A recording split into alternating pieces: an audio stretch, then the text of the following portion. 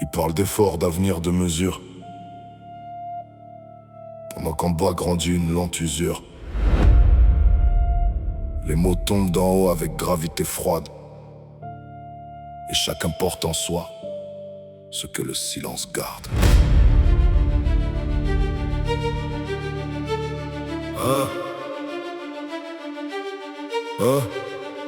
Ils monopolisent tout pour nourrir leur empire, nous imposent l'effort, la privation à subir, pendant que sans remords font prospérer leur richesse sur les dos recourbés de ceux qui épuisent la détresse. Ils parlent de rigueur comme on vend une vertu, mais n'endurent jamais ce qu'au peuple ils ont voulu. Leurs discours sont polis, leurs mains restent bien propres, pendant que monte en bas la fatigue des plus pauvres. Ils parlent au nom du peuple, en vivant hors de lui, nous vendent des efforts, des chaînes et du mépris. Ils servent nos destins pour protéger leur roi, mais rien ne tient longtemps quand la colère se lève.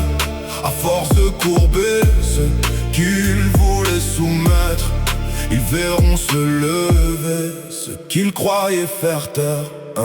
Ils gouvernent de haut, loin du bruit de nos vies, distribuant le manque au nom de l'économie. Ils demandent des sacrifices au nom du bien commun, mais gardent les bénéfices bien serrés dans leurs mains. Chaque réforme tombe et fracture davantage, comme un ordre venu d'un sommet hors d'usage. Ils réclament le calme et redoutent la colère, car ils savent qu'en dessous gronde un feu qu'on enterre. Ils parlent au nom du peuple en vivant hors de lui, nous vendent des efforts, des chaînes et du mépris. Ils serrent nos destins pour protéger leur roi, mais rien ne tient longtemps quand la colère se lève. À force de courber ceux qu'ils voulaient soumettre, ils verront se lever ceux qu'ils croyaient faire taire. Leur ordre est un masque, leur peine est qu'un décor.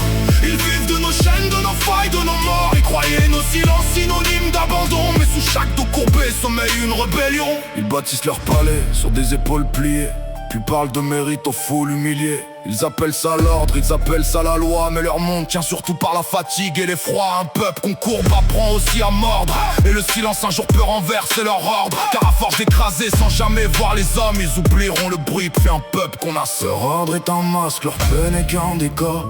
Ils vivent de nos chaînes, de nos failles, de nos morts. Ils croyaient nos silences synonymes d'abandon, mais sous chaque dos courbé sommeille une rébellion. Sous les cendres du calme, ils ont semé la fureur, et le peuple debout leur fera rendre l'heure.